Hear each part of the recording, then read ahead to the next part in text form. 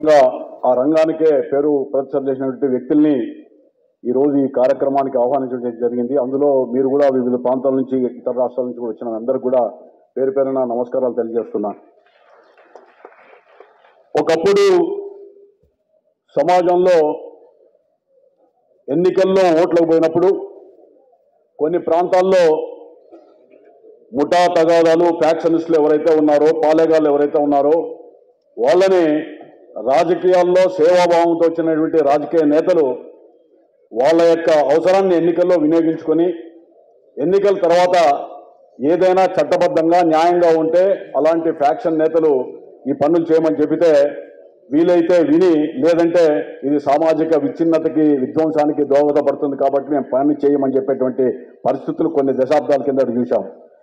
ఆ తర్వాత ఫ్యాక్షన్ నేతలు ఎవరో ఒక ఆయనకి మేము ఎన్నికల్లో పనిచేసి ఆయన కోసం కష్టపడి అవసరమైనప్పుడు అతని దగ్గర మేమెందుకు పోవాలి, మేమే రాజకీయాల్లోకి వస్తే సరిపోతుంది కదా అని చెప్పి ఫ్యాక్షను నేరమయమైన వ్యక్తి అంతా కూడా రాజకీయాల్లోకి వచ్చి ప్రజాప్రతినిధులుగా కొంతమంది మంత్రులుగా జరుగుతున్నటువంటి సంఘటన చూశాం.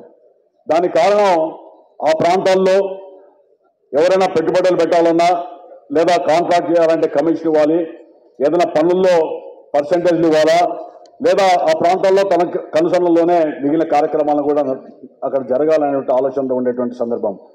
కానీ ప్రస్తుతం అంతకంటే భిన్నంగా ఆ ఫ్యాక్షన్ నేతల కంటే అనేక ప్రాంతాల్లో మన భూమి మనం కొనుక్కోవడానికి, మన భూమి మనం అమ్మడానికి, అదేవిధంగా మన ప్రాంతాల్లో మన ఇల్లు కట్టుకోవడానికి ప్రతి చోట కూడా ఎమ్మెల్యేలు లేదా ఇతర ప్రజాప్రతినిధుల యొక్క పాపకం లేనిది, వాళ్ళ యొక్క ప్రసన్నం లేనిది అక్కడ అధికారులు పని చేయకూడదు అనేటువంటి కొత్త నానుడిని తీసుకొచ్చినటువంటి సందర్భాన్ని కొన్ని ప్రాంతాల్లో చూస్తూ ఉన్నాం. దానికి కారణం అనేక రకాలుగా ఆలోచించినప్పుడు రాజకీయ నాయకుల యొక్క ప్రోద్బలంతో, అధికారంలో ఉన్న వ్యక్తుల యొక్క ప్రోద్బలంతో పోలీస్ అధికారులు ఇతర అధికారులందరూ కూడా ఆ ప్రాంతాల్లో అక్కడ బదిలీలు కానీ లేదా నియామకంగా జరిగేటువంటి దుస్సాంప్రదాయం కొనసాగడం వలన ఆనాడు ఎప్పుడో దశాబ్దాల తరబడి మంచి వ్యక్తులకి ప్రాధాన్యత ఇచ్చేటువంటి కాలం నుంచి నేడు ఎవరైతే చెప్పు చేతుల్లో ఉంటారో అలాంటి వాళ్ళకి అవకాశం ఇచ్చేటువంటి సందర్భంలో ఒక అధికారి నిజాయితీగా ఆ ప్రాంతంలో పని చేయాలంటే ఆ నిజాయితీ అధికారుడు ఇక్కడ పనికిరాడని చెప్పి ఇతర ప్రాంతాలకి బదిలీలు చేస్తూ, అదేవిధంగా ఆ యొక్క అధికారి నిజాయితీగా బతకాలంటే కుటుంబంలోనూ బంధువుల్లోనూ చుట్టూ ఉన్నటువంటి ఆ యొక్క సహచరులు కానీ స్నేహితులు కానీ ఇతను ఈ సమాజానికి పనికిరాడు, ఇతను చేతగాని వాడు, డబ్బులు సంపాదించినటువంటి దౌర్భాగ్యుడు అనేటువంటి భావనతో సమాజం చులకనగా చూస్తూ ఉంటే అదే రాజకీయ నాయకుడు మండలి బుద్ధప్రసాద్ గారో లేదా కృష్ణారావు గారు లాంటి రాజకీయ నాయకులు ఎవరైనా నిజాయితీగా పని చేస్తున్నామంటే నిజాయితీగా పని చేయడానికి హోదా వస్తుంది, పేరు పరిస్థితులు వస్తాయి, గౌరవం వస్తాయి, ఆత్మతృప్తి కూడా ఉంటుంది. కాబట్టి రాజకీయ నాయకుడు నిజాయితీగా ఉండడం గొప్ప సంగతి కాదు.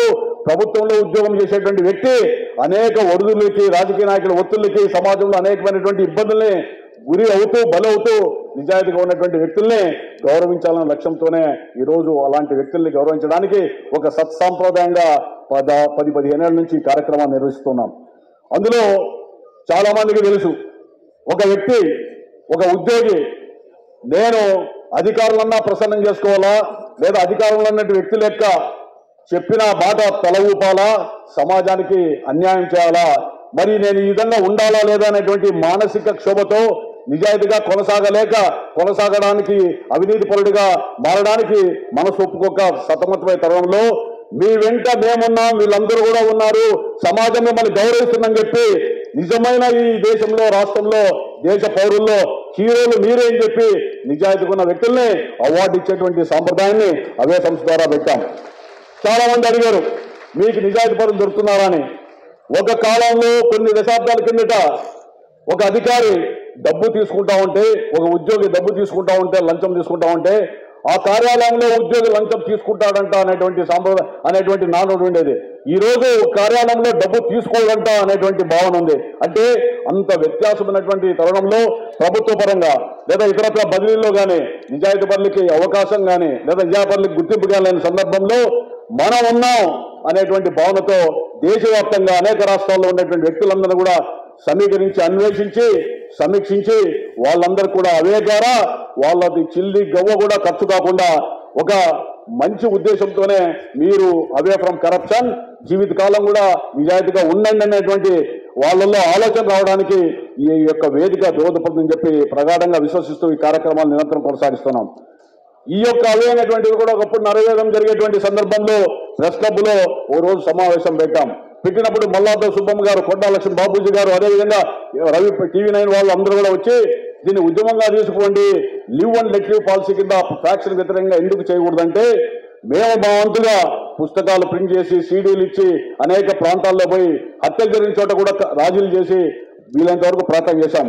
కానీ ప్రస్తుత పరిస్థితుల్లో ఫ్యాక్షన్ నేతలు వెంబడి పోవడానికి కూడా భయపడేటువంటి పరిస్థితుల్లో బలహీన వర్గాలు కానీ ఇతర వర్గాలు కానీ మా పనులు మేము చేసుకుంటాం, మా ఉద్యోగం మేము చూసుకుంటాం, మా యొక్క కుటుంబాన్ని మేము చూసుకోవాల్సిన బాధ్యత మా మీద అనేటువంటి ఆ భావనతో చాలా ప్రాంతాల్లో కూడా ఫ్యాక్షన్ అనేటువంటిది మృగ్యమైపోయింది, అదృశ్యమైపోయింది. మరి అదేవిధంగా సమాజంలో ప్రభుత్వ ఉద్యోగులకు కూడా మంచి అవకాశం ఇవ్వడానికి, అదేవిధంగా ప్రభుత్వ పరంగా ఉన్నతమైనటువంటి అవకాశాలు కల్పించడానికి ఈరోజు భారతదేశంలో ఒకనాటి మరి సుప్రీంకోర్టు ప్రధాన న్యాయమూర్తిగా ఉన్నటువంటి రమణ గారు కానీ లేదా వేదిక ఉన్నటువంటి మరి అదే జర్నలిస్టులు కానీ అందరు కానీ మీరు కూడా దీంట్లో భాగస్వాములు కాండి. మీకున్న మేధా సంపత్తి, మీకున్నటువంటి ఆలోచనలు, మీకున్నటువంటి సంబంధాల మూలన ఇలాంటి వ్యక్తుల్ని మనం గౌరవించడానికి ఏ విధంగా మీరు సహకరించాలో చట్టపరంగా కూడా, అదేవిధంగా సామాజిక చేతనం ద్వారా వాళ్ళందరినీ కూడా మనం మేలుకొల్పడానికి, సమాజంలో మార్పు రావడానికి మీ వంతు ప్రయత్నం చేయమని చెప్పి ముఖ్యస్థాలతో వేదిక ఉన్న వ్యక్తులందరూ కూడా నేను అభ్యర్థిస్తున్నా. ఈ విధంగా అనేక రకాలుగా సమస్యలు ఉన్నటువంటి తరుణంలో వివిధ ప్రాంతాల్లో మనం అధ్యయనం చేస్తూ ఉంటే చాలా మంది ఈరోజు 11 మంది ప్రభుత్వ ఉద్యోగులుగా, అదేవిధంగా 20 ఏళ్ళు 30 ఏళ్ళు జీవితంలో లంచం మాట ఎరుగని, లంచం అంటే ఈ దరిదాపులు కూడా రాకూడదని చెప్పి కష్టాలకి నష్టాలకి అదేవిధంగా బాధలకి ఓర్చుకొని ఉన్నటువంటి వ్యక్తుల్ని కూడా ఈరోజు ఇక్కడ ఆహ్వానించాం. మీ యొక్క వేదిక ఉన్న వ్యక్తుల ద్వారా వాళ్ళందరూ కూడా మనం ఒక అవే ఫ్రమ్ కరప్షన్ అనేటువంటి అవార్డు ఇస్తే వాళ్ళ కుటుంబ సభ్యులు కానీ ఇతరులు కానీ సంతోషంగా ఉండేటువంటి పరిస్థితి వస్తుంది. సమాజంలో మమ్మల్ని గౌరవించే వ్యక్తులు ఉన్నారని చెప్పి కూడా వాళ్ళల్లో ఆలోచన వస్తుంది. ఒకరోజు కిందటి సంవత్సరం ఇదే రవీంద్ర భారతిలో త్రిపుర మాజీ ముఖ్యమంత్రి మాణిక్ సర్కార్ గారిని ఆహ్వానించాం. లక్ష్మీబాయి అని చెప్పి సెక్రటరియట్లో విజయవాడలో అక్కడ చేసేటువంటి ఒక ట్రైబల్ మహిళ అవార్డు ఇస్తూ ఉంటే కళ్ళ నీళ్ళ పర్యంతమై ఏడుస్తూ ఉంది. ఏమా అంటే ఇట్లా రోజు కూడా నాకు వస్తుంది అనేటువంటి ఆలోచన రాలేదు, నా యొక్క నిజాయితీకి ఇంట్లో బయట అనేక ఇబ్బందులు పడ్డాను, కాఫీ టీ కూడా ఎవరితో కూడా తాగలేదు, ఈ విధంగా సంస్థ ఉందా అనేటువంటి ఆలోచన ఆవేదన వ్యక్తపరిస్తే ఇన్ని కార్యక్రమాల్లో ఆమె కళ్ళ నీళ్లు చూసిన తర్వాత దీనికి ఒక సార్థకత ఉంది, ఇంతకంటే ఏం కావాలి అనేటువంటి ఆలోచనతోనే అవే సభ్యులంతా కూడా ఈ కార్యక్రమాన్ని నిరంతరం కొనసాగాలని చెప్పి నిర్ణయం తీసుకున్నాం. ఈ విధంగా సమాజంలో మరి చట్టపరంగా కానీ లేదా ఇతరత్ర రంగాల్లో మీరంతా కూడా ఉన్నటువంటి వ్యక్తులంతా కూడా కలిపి వివిధ రాష్ట్రాల్లో ఉన్నటువంటి వ్యక్తులను కూడా మనమంతా కూడా నిజాయితీగా ఉండండి అనేటువంటి భావనతో పోవాలి. చాలా మంది అంటున్నారు, నేను కూడా ఒక క్వశ్చన్ చేస్తున్నా, అవినీతి పోవాలి, అదేవిధంగా అన్యాయం జరగకూడదని. అవినీతి పోవాలి అంటున్నామే కానీ నీతివంతమైనటువంటి వ్యక్తిని సమాజంలో మనం గౌరవిస్తున్నామా? నీతివంతమైన వ్యక్తిని గౌరవించినప్పుడే అవినీతిని గురించి ప్రశ్నించే హక్కు మనకు వస్తుంది అనేటువంటి సూక్తితోనే ఈ కార్యక్రమాలు నిర్వహిస్తూ ఉన్నాం. అది సామాజిక పరంగా, ఉద్యోగ పరంగా లేదా రాజకీయ పరంగా ఎక్కడైనా కానీ ఎవరైనా నీతిగా ఉండి ఒక ప్రజాప్రతినిధి, సర్పంచో, ఎమ్మెల్యేనో, కౌన్సిలరో, మేయరో ఏదన్నా ఉంటే అతనికి కార్లు లేవు, అతనికి హంగామా లేదు, అతనికి ఆస్తి లేదు, వీడు అనర్హుడు సమాజానికి అని చెప్పి మన నోటితోనే మనమే మాట్లాడితే ఆ రాజకీయ నాయకుడు అవినీతి పరుడు కాకుండా ఎందుకుంటాడని ప్రశ్నించుకోవాల్సిన బాధ్యత కూడా మన మీద ఉంది. అందుకనే నాయకులు మారకపోవచ్చు లేదా చట్టాలను కూడా అనుకున్న రీతిలో రాకపోవచ్చు, కానీ సామాజిక పరంగా మనం పోరాటం చేసి మార్పు తీసుకొని వచ్చి మంచిని పెంచుదాం, నిజాయితీ పరులను గౌరవిద్దామంటే తప్పకుండా నిజాయితీగా మరికొంతకాలం ఉండడానికి దోహదపడుతుంది. నిజాయితీగా మేము కూడా ఉంటే మాకు కూడా సమాజం గౌరవిస్తుందనేటువంటి భావనతో, స్ఫూర్తితో మనందరూ కూడా బాధ్యతగా మెలుగుదాం. అందుకు మీ అందరూ ఆశీస్సులను కోరుకుంటూ సెలవు తీసుకున్నాం. జై హింద్.